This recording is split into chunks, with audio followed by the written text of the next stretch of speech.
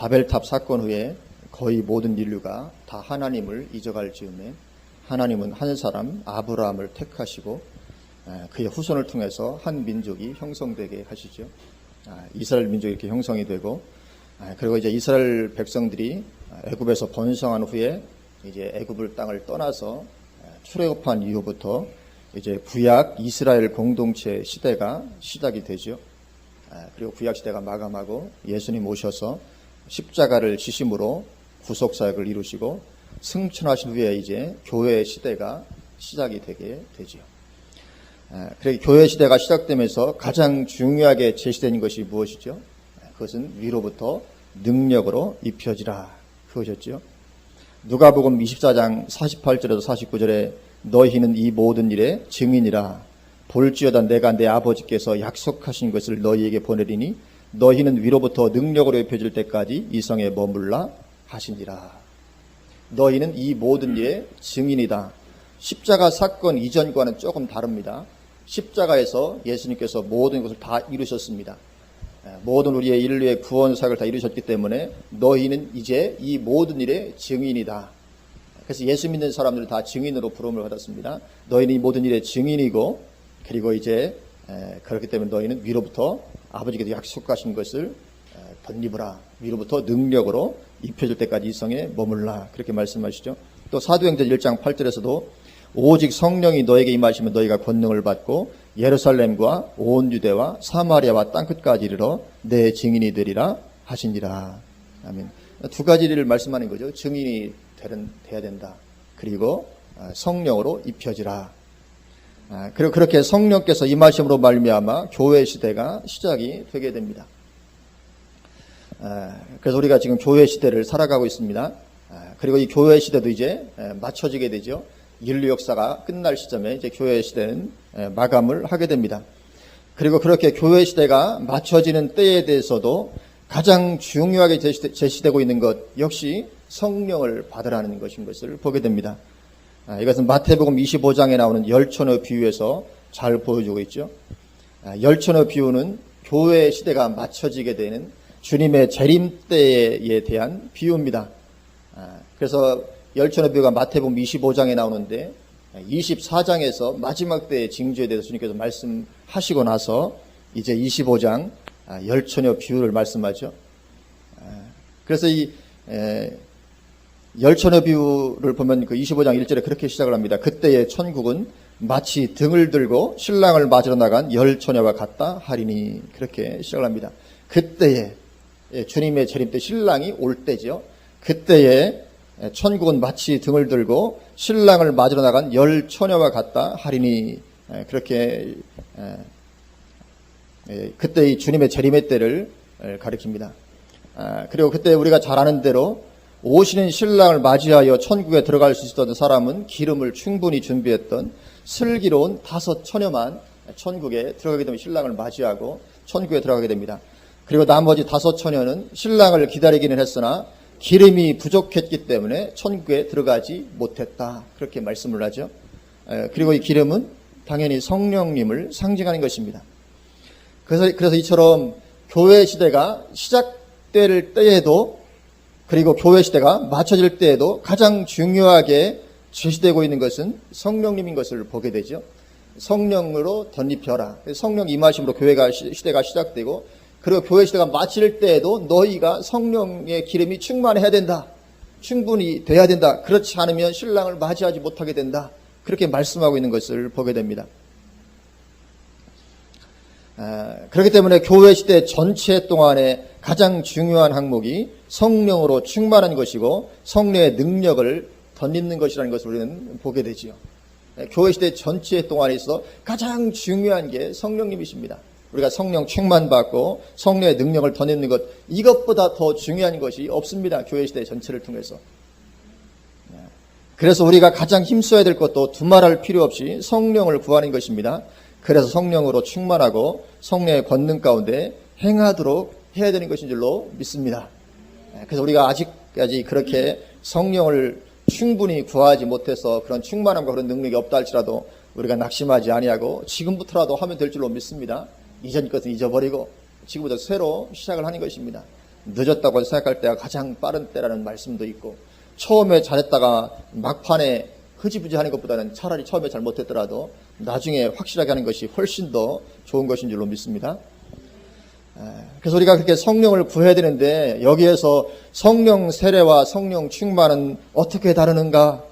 또 성령 세례는 한 번 받는 것이냐, 또 거듭해서 받을 수 있는 것이냐, 또 성령 세례는 거듭나는 순간에 받게 되는 것이냐, 아니면 그 후에 기도함으로 말미암아 받게 되는 것이냐 하는 이런 여러 신학적인 논의는 우리 신앙에 별 도움이 되지 않습니다. 그저 성령님 임하여 주시기를 기도하면 제일 좋은 것인 줄로 믿습니다. 그렇게 이론적으로 아무리 신학적으로 정립을 해 놓는다고 해서 성령 충만하게 되는 것이 아닙니다. 제일 중요한 것은 그저 성령 구하는 것입니다. 왜냐하면 성경에서 말씀하고 있기 때문에 그냥 성령 구하는 것이 가장 좋은 것인 줄로 믿습니다. 지금보다 더욱더 충만히 임하여 주시기를 간구하는 것이죠. 그런데 우리가 이렇게 성령을 구할 때 내가 성령 충만한가 그렇지 않은가, 내가 과연 성령 충만한 가운데 있는가 그렇지 않은가, 이 성령 충만함이라는 것은 어떤 상태일 것인가 이 막연할 수 있습니다. 도대체 성령 충만이라는 게 뭐고 내가 성령 충만한가 그렇지 않은가 막연할 수 있는데, 오늘 본문을 보면 성령 충만한 것이 어떠한 것인지 감이 잡힐 수가 있을 것입니다. 오늘 본문 우선 18절을 보면 18절에서 술 취하지 말라 이는 방탕한 것이니 오직 성령으로 충만함을 받으라 그렇게 말씀하십니다. 이것처럼 성령 충만은 술 취한 것과 흡사하다는 것을 보여주죠. 술 취한 때의 현상과 성령 충만 때의 현상이 상당히 흡사한 면들이 있습니다. 그래서 술 취하지 말라 이는 방탕한 것이 오직 성령으로 충만함을 받으라 그렇게 말씀하는 것입니다. 그래서 오순절날에도 성령 충만함을 받은 120명의 제자들 향해서 어떤 사람들 뭐라고 말합니까? 저들이 새술에 취했다. 그러니까 베드로가 지금 때가 삼신데 우리가 술 취한 게 아니다 그렇게 말했던 것처럼, 그래서 그렇게 사람들이 술 취했다고 조롱하기도 했던 것처럼 이런 술 취함과 유사한 흡사한 그런 모습을 보여줍니다. 술에 취한 사람은 술에 절대적인 지배를 받죠. 술 취했는데 술의 지배를 받지 않을 수는 없습니다. 만약에 술의 지배를 받지 않는다면 그것은 술 취한 것이 아니죠. 술 취한 사람은 어쩔 수 없이 술의 절대적인 지배를 받을 수밖에 없습니다. 그처럼 성령의 절대적인 지배 가운데 있는 것이 성령 충만인 줄로 믿습니다. 성령님의 절대적인 지배하심 가운데 있는 것입니다. 그리고 오늘 본문 18절에 성령으로 충만함을 받으라고 말씀하고 있는 이 충만함을 받으라 해서 이 헬라어 원어 시제는 현재형입니다. 늘 말씀을 드렸지만 헬라어 시제의 현재형은 영어의 현재 진행형과 같은 것입니다. ing가 붙은 현재 진행형. 그러므로 성령 충만하라는 것은 항상 성령으로 충만해 있으라. 그러니까 항상을 말하는 거예요. 늘 어쩌다 한 번씩 뜨겁게 해서 집회 참석해서 한번 성령 충만 이걸 말씀하는 것이 아니고 항상, 왜냐하면 이게 현재 진행형으로 써있기 때문에. 그래서 그리스도인은 항상 성령으로 충만해 있을 것이 요구되는 줄로 믿습니다. 그래서 우리에게 높낮이가 없어야 되는 것이죠. 충만할 때는 굉장히 충만한 것 같다가 그렇잖아요. 쫙 깔아졌다 이런 것이 없이 항상 우리가 성령으로 충만해 있으라. 성경이 그렇게 우리에게 말씀을 해주고 있는 것입니다. 그리고 그렇게 성령 충만할 때에 나타나는 현상들이 있습니다. 성령 충만한 사람에 대해서 나타나는 현상들이 있는데 그 현상들을 기준으로 해서 나를 보면 내가 성령 충만한지 그렇지 않은지를 알 수가 있다는 거죠. 그렇게 성령 충만할 때 나타나는 현상이 오늘 본문 19절에서 21절입니다. 오늘 19절에서 21절을 보면 우리 성경에는 명령형으로 되어 있는 것처럼 이렇게 되어 있지만 헬라어의 원어 성경으로 보면 19절에서 21절이 분사 구문의 형태로 되어 있습니다.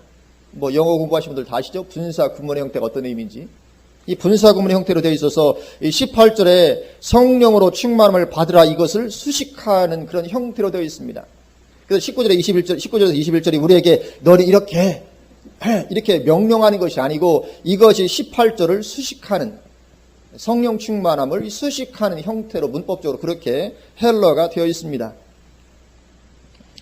그래서 이 19절에서 21절은 그렇게 행하라고 우리에게 주시는 명령이 아니고 성령 충만함의 모습이 이러하다고 묘사하고 있는 것입니다.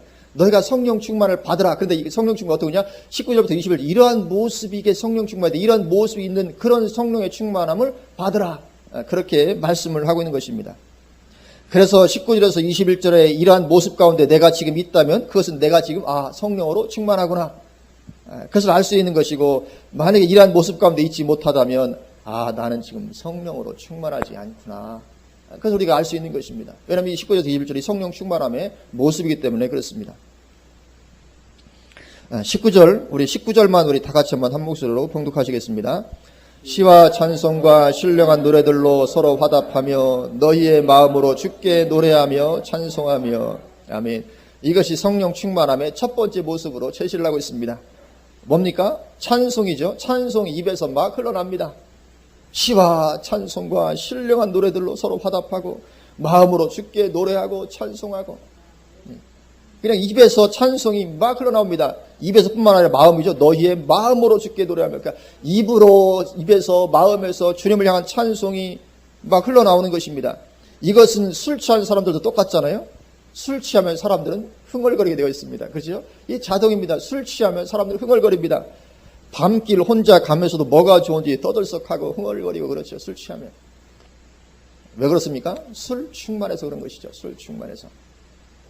그래서 성령 충만하면 그렇게 똑같이 마찬가지로 찬송이 입에서 마음에서 그렇게 흘러나온다는 것입니다. 그만큼 왜 그렇습니까? 기쁨이 충만하기 때문에. 사람들이 술을 마시는 이유 중에 하나도 이렇게 시름 다 잊어버리고 잠시라도 좀 기쁨을 얻기 위해서 이렇게 술 마시고 많이 그러잖아요. 성령 충만하면 내 안에 기쁨이 가득하기 때문에 나도 모르게 입에서 막 찬송이 흘러나오고 마음에서 찬송이 흘러나오고 그런 거죠. 그래서 이 말씀에 나를 비춰볼 필요가 있겠죠. 그럼 나는 과연 어떠한가? 나는 기쁨이 넘치는가? 그래서 찬송이 막 흘러나오는가? 아니면 찬송이 아니라 탄식과 염려와 근심이 흘러나오고 있는가? 만약에 그렇다면 지금 나는 성령을 구해야 되는 상황인 줄로 믿습니다. 왜요? 항상 성령 충만 받으라고 명령하고 있기 때문에, 항상 성령 충만을 받으라고 하시기 때문에, 만약에 나에게서 그런 찬송 대신 탄식과 염려와 근심이 흘러난다. 그럼 내가 지금 성령 충만하지 않은 것이거든요. 그러면 마땅히 성령을 구해야 되는 그런 때라는 걸 우리가 인식해야 될 줄로 믿습니다. 그리고 19절 다시 보면 찬송과 신령한 노래들로 서로 화답하라고 되어 있죠. 이게 서로 화답하며 또 마음으로 주께 노래하며. 그러니까 우리 성도들 간에 서로도 그렇게 하고 하나님을 향해서도 그렇게 하고, 그죠? 다른 성도를 향해서도 다른 사람들 사이에서 막 찬송이 흘러나오고 그렇게 주님 앞에서 찬양이 흘러나오고 성령 충만한 것입니다. 하나님께만 그런 것이 아니라 사람들 간에도 누구를 만나도 막 그냥 속에서 이 기쁨이 쏟아오르고 흘러나오고 찬양이 흘러나오고 그러는 것이죠. 그래서 이런 사람은 어디를 가더라도 분위기를 금방 바꿔버립니다. 아주 친분한 분위기에 있는 모임이라 할지라도 이런 사람이 가면 분위기가 금방 살아나죠. 충만한 분위기로, 기쁨이 넘치는 분위기로 이렇게 살아나는 것입니다. 우리가 이러한 사람이 되어야 될 줄로 믿습니다. 괜히 기쁘다가도 그 사람만 만나면 나도 괜히 울적해지고 그러면 안 될 줄로 믿습니다. 정말 내가 좋지 않을 때 그 사람하고 같이만 있어도 내가 회복이 되어지는 이런 어떤 은혜의 사람이 되어야 될 줄로 믿습니다. 그래서 이 성경은 이런 성령 충만이 항상 있도록 하라고 우리에게 명령을 하고 계신 것이죠. 그 다음 20절입니다. 우리 20절도 우리 같이 한번 한 목소리 봉독하십니다. 범사에 우리 주 예수 그리스도의 이름으로 항상 아버지 하나님께 감사하며. 아멘. 그래서 우리가 감사해야 되지만 이것도 감사함을 명령하는 것이라기보다는 성령 충만하면 이렇게 된다, 그것입니다. 성령 충만함의 모습입니다. 성령 충만한 사람은 항상 감사가 넘쳐난다는 것입니다. 그것도 범사에 그렇다는 것입니다. 범사에. 그러니까 좋을 때뿐 아니라 좋지 않을 때에도 범사에 예수 그리스도의 이름으로 항상 하나님께 감사한다는 것이죠. 그러니까 분명히 그 사람이 당한 상황은 참 좋은 상황이 아닌데, 감사할 수 있는 상황이 아닌데도 불구하고 감사할 수 있는 것, 이건 그리스도인이 아니면 가능하지 않습니다. 근데 오늘 이 범사라는 것이 그런 것이죠. 범사에 좋을 때나 아니면 나에게 참 어떤 일이 잘 풀리지 않고 그럴 때라 할지라도 주 예수 그리스도 이름으로 항상 아버지께 감사하는 것, 이것이 성령 충만한 것이다, 그렇게 말씀을 하고 있는 것이죠. 그래서 우리도 돌아볼 수 있는 거죠. 나는 그러면 감사가 넘치는 가운데 있는가 하는 것이죠. 그렇다면 성령으로 충만한 것인 줄로 믿습니다. 만약에 그렇지 않다면 성령을 구해야 하는 상황인 줄로 믿습니다. 어떤 분들은 신앙생활을 해도 감사보다는 항상 입에 불평이 달려있는, 불만이 달려있는, 사실 많이 그렇죠. 우리가 사실 그런 가운데 있죠. 왜 그렇습니까? 성령 충만하지 않기 때문에 그런 것이죠. 성령 충만하면 범사에 안 좋은 일을 만나도 감사할 수 있는 것이 성령 충만이다. 그렇게 말씀하고 있기 때문에 그렇습니다. 그래서 이건 내가 억지로 한다고 되어지는 건 아닙니다. 그렇죠? 이게 억지로 어떻게 되겠습니까? 일이 아주 참 감사할 만한 상황이 아닌데 내가 감사할 수 있는 거지 억지로 되는 건 아닙니다. 성령 충만하면 내 속으로부터 얼마든지 이런 감사가 나오게 되는 줄로 믿습니다. 21절입니다. 우리 21절도 같이 한번 봉독하시겠습니다. 그리스도를 경외함으로 피차 복종하라. 아멘. 여기도 이 명령으로 복종하라 이렇게 명령으로 되어 있는 것 같지만 원어는 명령이 아니고 분사형입니다. 그래서 성령 충만하면 그리스도를 경외할 뿐만 아니라 그 경외함으로 우리끼리도 피차에 복종한다는 것입니다. 그렇게 된다는 것입니다. 성령 충만하면 다른 사람들 그리스도에게 복종하는 것은 당연하고 그럴 뿐만 아니라 다른 사람들에게도 복종하게 된다는 것입니다. 피차에 서로 복종하는. 이게 성령 충만한 모습입니다. 다른 말로 하면 스스로 낮은 자리에 처하게 되는 것이죠. 낮은 자리에 처하지 않은데 복종하는 게 가능하지 않죠. 다른 사람을 향해서. 그러니까 내가 사람들을 주장하고자 하는 자세가 없어지는 것입니다. 내가 다른 사람보다 내가 더 우월하다고 여기기 때문에 다른 사람 막 주장하려고 하는 거잖아요. 끌어가려고 하고 주장하려고 막 이렇게. 근데 그런 자세가 성령 충만하면 없어지게 된다는 거죠. 없어지게 된다는 것입니다. 그래서 비록 상대방이 나보다 모자라는 사람일지라도 존중해주게 되는 것입니다. 분명히 객관적으로 볼 때는 저 사람이 나보다 훨씬 모자라다 할지라도 내가 내가 주장하는 자세를 가지는 것이 아니고 그 사람을 존중해주고 얼마든지 세워주고 내가 얼마든지 낮아지고 이게 피차 복종하는 것이거든요. 이거 성령 충만하지 않으면 가능하지 않습니다. 우리 육의 사람은 절대로 그렇게 하려고 하지 않습니다. 우리 육의 사람은 강한 자 앞에서는 비굴해지고 약한 자 앞에서는 강해지는 이런 어떤 속성도 있습니다.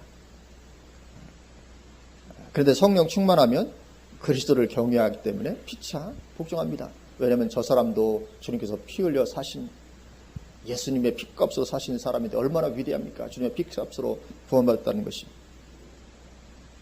그래서 우리를 또 돌아볼 수 있겠죠. 나는 그러면 다른 사람에 대해서 기꺼이 복종하고자 하는 자세가 나에게 있는가? 그렇다면 성령 충만한 것인 줄로 믿습니다. 그렇지 않고 나는 나를 주장하고자 하는가? 그렇다면 성령 충만하지 않은 것이고 성령을 구해야 되는 그런 상황인 줄로 믿습니다. 그래서 이 19절, 20절, 21절 이렇게 나라에게 이렇게 비춰보면 내가 지금 성령 충만한지 그렇지 않은지 내가 정말 성령 충만함을 구해야 되는 시점에 있구나. 우리가 그런 것을 인식할 수 있는 것이죠. 그래서 이 19절에서 21절에 나오는 이 모습이 드러나는 이러한 성령 충만함이 있게 되기를 주님의 이름으로 축원을 드립니다. 이런 정말 얼마나 좋습니까? 이런 19절부터 21절이 내 모습에 이렇게 늘 나타난다면 얼마나 좋겠습니까? 주님 우리가 그렇게 항상 그런 모습을 드러내는 그런 충만함 가운데 있기를 원하시는 것이죠. 그래서 우리가 그렇게 성령으로 충만하게 되면 하여튼 성령 충만함이 교회 시대 전체를 통해서 제일 중요하고 우리에게 주신 말씀이니까요. 성령 충만하게 되면 첫 번째 우리는 죄를 이기게 되는 줄로 믿습니다. 죄를 이길 수 있습니다. 오늘 이 19절부터 21절처럼 그렇게 기쁨이 넘쳐서 늘 찬양이 흐르고 감사가 넘치고 피차에 복종하고 막 그렇게 하는데 죄를 이기지 못할 이유가 없는 것이죠. 성령 충만하면 우리는 죄를 이기게 됩니다. 죄의 소욕이 떠나가게 되는 것입니다. 근데 죄는 우리를 사망으로 끌어가는 것이잖아요. 죄는 우리를 지옥으로 끌어가는 것입니다. 그 죄를 이길 수 있는 것이 성령 충만이다 그런 거죠. 성령 충만 외에는 죄를 이길 길이 전혀 없습니다. 내 스스로의 힘으로는 절대 죄를 이길 수 없다고 성경이 우리에게 말씀합니다. 죄는 우리가 반드시 이겨야 됩니다. 죄의 지배를 받으면 그 사람은 지옥 가게 됩니다. 우리는 반드시 죄를 이겨야 되는데 죄를 이길 길은 성령 충만한 외에는 죄를 이길 길이 없다는 것입니다. 그래서 사도 바울 같은 대단한 인물도 로마서 7장에서 고백하고 있잖아요. 내 힘으로 안 된다 고백합니다. 로마서 7장 15절에 내가 행하는 것을 내가 알지 못하노니 곧 내가 원하는 것은 행하지 아니하고 도리어 미워하는 것을 행함이라. 내가 원하죠. 그러니까 지식적으로 아니까 내가 원합니다. 내가 이렇게 좀 되었으면 좋겠다. 내가 이렇게 했으면 좋겠다. 원하는데 행하지는 않고 오히려 내가 하지 않기를 원하는 미완이 그것을 행한다. 또 18절 19절에 내 속 곧 내 육신에 선한 것이 거하지 아니하는 줄을 아노니 원함은 내게 있으나 선을 행하는 것은 없노라. 선을 행하지 못한다니 원함은 있지만 19절에 내가 원하는 바 선은 행하지 아니하고 도리어 원하지 아니하는 바 악을 행하는도다. 이게 누가 한 말입니까? 사도 바울이. 사도 바울 같은 그런 위대한 인물도 내 스스로의 힘으로는 절대 죄를 이길 수 없더라. 그걸 고백하는 것입니다. 아무리 해도 안 되더라. 고백하는 것이죠. 그래서 우리가 죄를 당연히 이겨야 됩니다. 죄의 지배를 받으면 지옥 갑니다. 그래서 그것이 내 힘으로 되는 것이 아니라는 거죠. 왜 그렇습니까? 우리는 죄의 경향성을 가지고 있기 때문에 그렇습니다. 우리는 죄의 경향성을 가지고 있습니다. 우리 육신에는 죄가 가득 차 있는 것입니다. 로마서 8장 12절 13절에 그러므로 형제들아 우리가 빚진 자로 돼 육신에게 져서 육신대로 살 것이 아니니라. 너희가 육신대로 살면 반드시 죽을 것이로되 영으로서 몸의 행실을 죽이면 살리니. 그렇게 말씀하십니다. 우리가 육신에게 져서 육신대로 살면 안 된다는 것입니다. 너희가 만약에 육신대로 살면 반드시 죽는다. 여기 너희는 여러 번 강조했지만 이것은 불신자들을 말하는 것이 아닙니다. 이건 그리스도를 두고 말하는 것이 로마서는 예수 믿는 사람한테 쓴 편지입니다. 예수 믿는 사람들 너희들이 육신대로 살면 아니 예수 안 믿는 사람들은 당연히 육신대로 살죠. 예수 안 믿는 사람이 영으로서 몸의 행실을 어떻게 죽입니까? 가능하지 않거든요. 그러니까 이게 예수 안 믿는 사람한테 한 말이 아닙니다. 예수 안 믿는 사람이 어떻게 영으로서 몸의 행실을 죽입니까? 가능하지 않죠. 그리고 예수 믿는 우리를 향해서 너희가 예수 믿지만 그럼에도 불구하고 육신대로 살면 육신에게 져서 육신대로 살면 반드시 죽는다. 죄 가운데 있으면 죽는다. 그 말입니다. 그렇지 않고 영으로서 몸의 행실을 죽여야 산다. 다른 말로 하면 죄를 이겨야 산다. 그런 것입니다. 죄의 지배를 받지 말고 죄를 이겨야 산다. 그런데 그렇게 영으로서 몸의 행실을 죽이는 이것이 성령 충만하지 않고는 심히 어려운 거죠. 내가 성령 충만하지 않은데 영으로서 몸의 행실을 죽이는 것이 가능하지 않습니다. 가능하지 않습니다. 그래서 우리는 성령 충만할 때 죄를 이길 수 있는 것입니다. 그래서 이 성령 충만함은 이게 선택의 여지가 없는 것입니다. 우리가 반드시 성령 충만이 될 줄로 믿습니다. 그래서 교회 시대를 시작할 때뿐만 아니라 마칠 때도 여전히 강조하는 것은 너희가 성령 충만하라는 것을 여전히 강조하는 것입니다.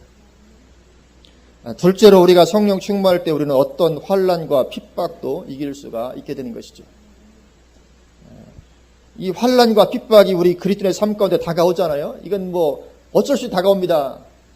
너희가 세상에 속하였으면 세상이 너희를 좋아할 것이지만 너희가 세상에 속하지 않고 나에게 속했기 때문에 세상이 너희를 미워한다. 주님 말씀하신 것처럼 그런 것입니다. 무릇 경건하게 살고자 하는 자는 핍박을 받으리라. 우리 그리스도의 삶에는 이런 당연히 환난과 핍박이 올 수밖에 없습니다. 어려움이 올 수밖에 없습니다. 그러나 성령 충만하지 않고 이러한 극심한 환난과 핍박을 믿음으로 이겨낸다는 것은 매우 힘든 것입니다. 성령 충만하지 않고 내 스스로의 힘으로 이런 환난과 핍박, 인생에 다가온 어려움을 내가 스스로 이겨낸다. 이 힘든 것이죠. 가능한 것이 아닙니다. 얄팍한 신앙으로는 이것이 가능하지 않습니다. 그래서 돌밭에 뿌려진 씨앗은 해가 타오르면 어떻습니까? 말라버린다. 해가 타오르니까 뭡니까? 말씀으로 말미암아 환난이 다가올 때라고 말씀하잖아요. 이 환난이 다가오면 얄팍한 신앙, 이건 타버릴 수밖에 없다는 것입니다. 이걸 이겨내지 못한다는 것입니다. 그처럼 성령 충만하지 않으면 말씀을 해서 이런 환난과 핍박이 다가올 때 신앙이 살아남기가 힘든 것입니다. 그러나 오늘 본문에 있는 이 19절부터 21절 이런 모습이 나에게서 나타나 이런 가운데 있으면 어떤 환난 핍박도 이길 수 있을 것처럼 보이지 않습니까? 그렇죠? 19절 이렇게 늘 기쁨이 넘치고 찬송이 넘치고 막 감사가 넘치고 피차 복잡하고 이런 가운데 있으면 어떤 환난과 핍박이 와도 얼마든지 이길 수 있는 것처럼 보이잖아요. 성령 충만함 외에는 우리가 환난과 핍박을 감당할 수 없다는 것이죠. 사도행전에 나오는 이 스데반은 초대교회 때 예루살렘 교회 집사였던 스데반, 성령 충만한 사람이었다고 성경이 말하죠. 성령과 지혜가 충만한 성령 충만한 사도가 스데반이었습니다. 그렇기 때문에 그는 돌로 맞아 죽는 환난 가운데서도 아주 담대했고 평강이 넘칩니다. 얼마나 담대하고 평강이 넘칩니까? 그런 것입니다. 안타까운 것 중에 하나가 오늘날 이 환란 전 휴거를 주장하는 분들 중에 환란을 너무 무서워하잖아요. 이건 감히 견딜 수 없다. 그건 우리가 감당할 만한 수준이 아니다. 그래서 굉장히 두려워하는데 환란이 남겨진 것에 대해서 절대 그렇지 않습니다. 환란을 이기고 승리한 인물들이 허다하잖아요. 허다한 증인들이 있습니다. 히브리서 11장에 많은 믿음의 증인들이 있습니다. 스데베 같은 사람도 있습니다. 성령 충만하면 어떠한 환란 다 감당되는 것입니다. 감당 못할 환란이 핍박이 없는 것입니다. 성령 충만하면 다 되는 것이죠. 그래서 예수님은 십자가를 앞두고도 제자들에게 깨어 기도할 것을 요청하셨죠. 시험에 들지 않도록 깨어 기도해라. 그런데 제자들 기도하지 했습니까? 안 했습니까? 기도 안 했잖아요. 기도하지 않아서 성령 충만하지 않았던 베드로는 이 계집 중에 말 한마디에도 예수님을 부인하고 맙니다. 왜 그렇습니까? 부인하지 않았을 때 다가올 환란이 감당이 안 됐기 때문에. 뻔히 보이잖아요. 내가 예수님 안다고 할 때 내가 어떤 고생을 하게 될 것인지. 그게 감당이 안 되는 것입니다. 그러니까 예수님을 부인하고 마는 것입니다. 그 직전까지만 해도 내가 죽을지라도 내가 주님을 부인하지 않겠습니다. 호언장담했던 베드로였지만 막상 그 일이 코앞에 닥치니까 성령 충만하지 않으니까 안 되더라는 것입니다. 그래서 많은 그리스도인들이 내가 성령 충만하지 않아도 마지막 때 환란을 다 감당할 수 있을 거라고 은근히 그냥 생각을 그냥 지냅니다. 그러나 성경대로 절대로 그렇게 되지 않을 것입니다. 그렇게 되지 않을 것입니다. 특히 마지막 시대의 대환란이 올 것이라고 성경이 말씀하고 있는데 이 대환란은 반드시 오게 됩니다. 환란 전에 휴거되는 게 아닙니다. 대환란이 와야 거기서 알곡과 쭉정이를 가를 수 있기 때문에 알곡과 쭉정이를 언제 가릅니까? 타작마당에서요. 주님께서 키를 들고 자기의 타작마당을 정하게 해서 알곡과 쭉정이를 거기서 나누십니다. 이 타작마당이 뭡니까? 이게 대환란이거든요. 대환란이 반드시 와야 거기서 알곡과 쭉정이가 나눠지게 됩니다. 우리에게 필수적으로 오게 되어 있는 것입니다. 그런데 이 마지막 때 오게 될 이 대환란은 절대적으로 성령 충만함이 없으면 이길 수 없습니다. 성령 충만함만이 이기게 해주는 것입니다. 그래서 예수님도 마태복음 24장의 마지막 때 징조를 말씀하신 후에 바로 25장 1절부터 들어가서 기름 준비할 것을 열천의 교를 통해서 말씀해 주신 것이죠. 기름 준비하지 않으면 감당 못한다고 것입니다. 마지막 때 그 어려움 기름 준비하지 않으면 감당이 안 된다. 그래서 기름을 준비하라고 말씀을 하신 것이거든요. 우리는 이러한 환란을 먼 미래의 일로 여겨서는 안 될 줄로 믿습니다. 이것이 우리 당대에 내가 죽기 전에 일어날 일로 믿고 준비되는 가운데 있어야 됩니다. 초대교회 성도들도 자기들 때 우리가 성경을 보면 데살로니가 성도들도 그렇고 본인들이 살아있을 때 임할 것으로 그렇게 믿고 살았다면 우리는 더욱더 그래야 되죠. 내 당대 내 죽기 전에 주님의 재림의 때가 올 것이다. 우리는 그렇게 믿고 준비되는 가운데 있어야 되는 것이죠. 성령 충만하면 셋째로 전도할 수 있게 되는 줄로 믿습니다. 제일 중요한 거죠. 너희는 나의 증인이다. 그래서 사도행전 1장 8절에 오직 성령이 너에게 임하시면 너희가 권능을 받고 예루살렘과 온 유대와 사마리아와 땅끝까지 이르러 내 증인이 되리라 하시니라. 여기 보면 증인이 되라가 아니라 증인이 되리라 하시잖아요. 성령 충만하면 증인 된다 그것입니다. 여기 성령 받고 권능을 받고 그리고 내 증인이 되어라 이것이 아닙니다. 예루살렘과 온 유대와 사마리아 땅까지 이르러 내 증인이 되어라 그렇지 않고 내 증인이 되리라. 성령 충만하면 우리는 전도할 수 있게 되어지는 줄로 믿습니다. 왜 전도 안 됩니까? 이유는 하나입니다. 성령 충만하지 않기 때문에.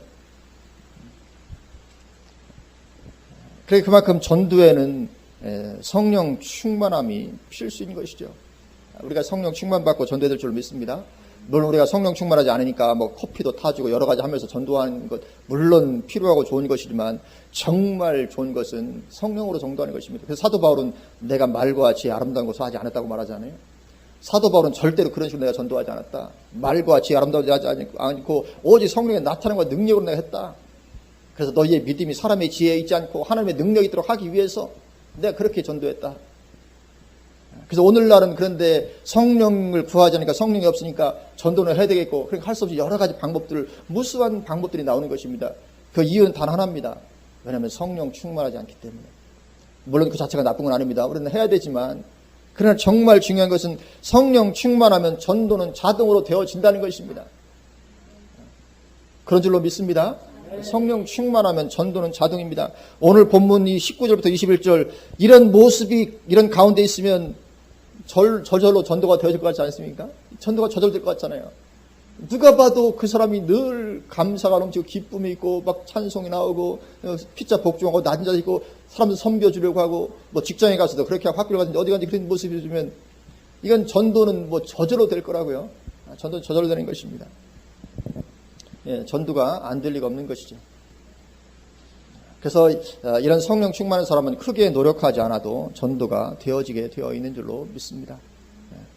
물론 우리가 전도해야 되지만 이 성령 충만하면 뭐 그냥 살면서 저절로 자동적으로 이렇게 전도하는 말도 쉽게 나오고 성령 충만하지 않으면 한 번 말 꺼내면 얼마나 힘듭니까? 경험하셨잖아요. 그렇죠? 성령 충만하지 않으면 전도한 말 한마디 꺼내는데 얼마나 그것이 힘든지. 근데 성령 충만하면 그냥 저절로 툭툭 튀어나오는 게잖아요. 복음 말씀이 그냥 튀어나오는 것이죠. 그래서 이렇게 전도가 되어지게 되면 영원한 축복을 누리게 됩니다. 전도보다 더 큰 축복이 없다고 해도 과언이 아닙니다. 한 영혼이 천하보다 귀하다고 말씀하는데 그 한 영혼을 주님께로 인도했다. 전도보다 더 큰 축복이 없는 것입니다. 영원한 축복입니다. 다니엘서 12장 3절에 지혜 있는 자는 궁창의 빛과 같이 빛날 것이요 많은 사람을 옳은 대로 돌아오게 한 자는 별과 같이 영원토록 빛나리라. 많은 사람을 옳은 대로 돌아오게 한 자는 별과 같이 영원토록 빛날 것이라고 말씀합니다. 실제로 그렇게 될 것입니다. 영원토록 빛나게 될 것입니다. 우리의 삶을 한번 돌아보시길 바랍니다. 나는 과연 영혼을 주님께 인도한 적이 얼마나 있었는가. 그건 자책하라는 그런 말씀이 아니고 그래서 또 전도하라. 저는 그렇게 제가 전도하라고 강요해 본 적이 거의 없는 것 같아요. 왜냐하면 성령 충만한 것이 제일 우선이기 때문에 주님도 말씀하신 것이 그것이기 때문에 그래서 우리는 이 전도의 열매를 위해서라도 우리가 성령 충만함을 받도록 기도해야 될 줄로 믿습니다. 성령 충만함을 받기 위해서는 기도하는 것 외에는 없습니다. 기도하지 않고 성령 충만 받을 수 없습니다. 오늘날 너무너무 쉽게 하려는 시대가 돼서 그냥 기도하지 않고 집회 찾아다니면서 거기 성령 충만 받으려고 하잖아요. 또 그런 예들도 있고. 근데 집회 가서 그렇게 은혜 받는 것도 대부분 평소에 기도하던 사람이 가서 그렇게 은혜와 능력을 경험하고 하는 것이지 평소에 전혀 기도하지 않는데 집회 가서 그런 충만함 받고 변화되고 완전히 그냥 물론 그런 경우도 드물게 있을 수 있지만 그렇게 잘 되어지는 것이 아닙니다. 성령 충만 받기 위해서는 기도하는 수밖에 없는 것입니다. 그래서 오순절날도 전혀 기도에 힘쓰다가 성령 받았잖아요. 전혀 기도 힘쓰다 성령 받았습니다. 마지막 때에도 똑같기 때문에 계시록에서도 깨어있으라고 말씀합니다. 깨어있으라고 기도하면서 깨어있는 거지요. 열천의 비유에서도 그래서 미련한 5천을 향해서 뭐라고 말합니까? 파는 자들에게 가서 사라 그렇게 말하잖아요. 미련한 5천회가 이제 신랑이 늦게 오니까 등불에 불이 꺼져갑니다. 그러니까 슬기로운 천원한테 불이 꺼져간다. 지금 기름 좀 빌려다고 그러니까 기름 너희 빌려줬다고 하면 우리도 쓸 거 모자라겠다. 그러니까 우리에게 빌리지 말고 차라리 파는 자들에게 가서 사라 그렇게 말하잖아요. 그럼 이 파는 자들에게 가서 산다는 게 무슨 뜻이겠습니까? 여기 파는 자들은 주의 종들을 상징하는 것입니다. 주의 종들은 장사꾼입니다. 나쁜 의미의 장사꾼이 아니라 좋은 의미의 장사꾼입니다. 파는 사람들입니다. 그래서 누가복음 19장 13절에서도 주의 일을 하는 것을 장사하는 것으로 묘사하고 있잖아요. 그 종 열을 불러 은하 열 문화를 주며 이르되 내가 돌아올 때까지 장사하라 하니라. 장사하는 사람들입니다. 그러니까 하나님의 말씀을 전하는 것을 파는 것으로 묘사하고 있는 것입니다. 물론 주의 종들이 팔 때는 돈 받고 파는 건 아니죠. 값없이 파는 것입니다. 그래서 이사야 55장 1절에 오호라 너희 모든 목마른 자들아 물로 나오라 돈 없는 자도 오라 너희는 와서 사 먹되 돈 없이 값없이 와서 포도주와 젖을 사라. 또 계시록 22장 17절에 성령과 신부가 말씀하시기를 오라 하는도다 듣는 자도 오라 할 것이요 목마른 자도 올 것이요 또 원하는 자는 값없이 생명수를 받으라 하시더라. 아멘. 값없이 사는 것입니다. 그래서 사기는 사되 값없이 사는 것입니다. 그래서 파는 자들에게 가서 사라는 이 말씀은 주의 종들이 강단에서 외칠 때 그 말씀을 듣고 회개하고 열심을 내고 하는 그것을 말하는 것입니다. 그것을 지금 상징적으로 말씀을 하고 있는 것입니다. 그 외침을 듣고 기도에 힘쓰라는 것입니다. 그게 파는 자들에게 가서 사라는 뜻의 의미입니다. 그래서 그렇게 함으로 성령의 기름을 준비하라는 것이죠. 그래서 이것이 마지막 때 기름 준비, 이것이 다 영적인 부분으로 말하는 거잖아요. 실제로 그 뭐 등불이 아니지 않습니까? 그래서 그렇게 함으로 말미암아 성령의 기름을 준비하라는 것을 말씀하고 있는 것이죠. 그러니 이게 금방 되어지겠습니까? 금방 안 되어지잖아요. 이게 금방 되어지는 게 아니잖아요. 그렇게 되어질 수 있는 것이. 그래서 이 일에는 수고가 따르는 것입니다. 대가 지불이 요구되는 것입니다. 내가 수고함으로 사는 것입니다. 내가 시간을 들이고 기도해야 되는 것이 필요하고 열심을 내는 것이 필요하고 그런 것이 요구되는 것입니다. 그래서 그렇게 미리 안 되었기 때문에 막상 신랑이 올 때 마지막 때 평소에 그렇게 안 됐던 사람들은 되지 않을 것이다. 왜냐하면 이것이 단기간 내에 될 수 있는 것이 아니기 때문에, 금방 되는 것이 아니기 때문에 그 말씀하는 것입니다.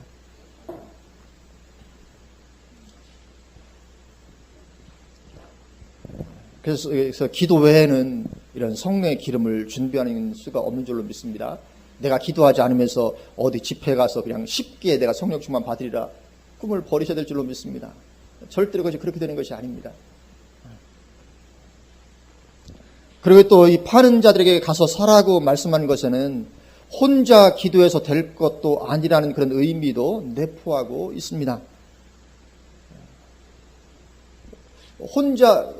그러면 혼자 이렇게 하라 그렇게 하지 않고 파는 자들에게 가서 사라, 다른 말로 교회에 가서 사는 어떤 그런 의미가 있는 것이죠. 그래서 이것은 혼자 기도해서 될 것이 아니라는 그런 의미도 내포하고 있습니다. 교회에 나와서 같이 기도해야 하는 것이죠. 그래서 오순절날에도 120명이 같이 모여서 기도했잖아요. 같이 모여 기도하는 것입니다. 만약에 혼자서도 이것이 된다면 그는 특별히 선택된 하나님의 종일 것입니다. 이건 불가능하다는 말이 아닙니다. 내 혼자도 얼마든지 내가 기도해서 성령 충만할 수 있다. 물론 가능합니다. 근데 만약에 그렇게 할 수 있다면 그 사람은 보통 사람이 아니고 특별히 선택된 하나님의 종일 것입니다. 그렇지 않다면 혼자 기도해서 성령 충만한 생활을 유지하는 건 가능하지 않습니다.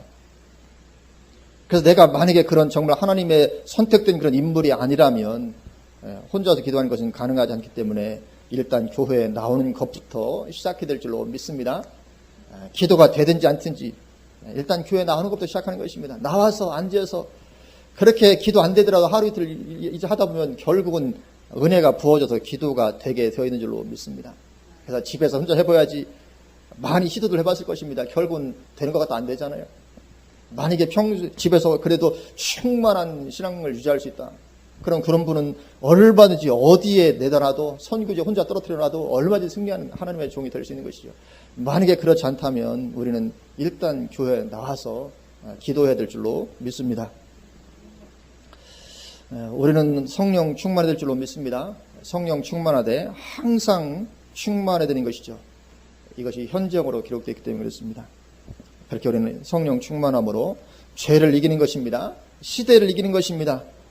왜 시대를 이기게 됩니까? 시대는 항상 우리를 옳지 않은 대로 끌고 가고 우리를 환난 가운데 끌고 가고 하잖아요. 항상 우리는 시대를 이기는 것입니다. 성령 충만함으로는 또 그렇게 영혼을 구원하는 가운데 있는 것이죠. 그래서 이러한 성령 충만을 위한 기도의 대가를 얼마든지 기꺼이 지불할 수 있는 저와 여러분 되시기를 주님의 이름으로 축원합니다. 아멘. 기도하시겠습니다.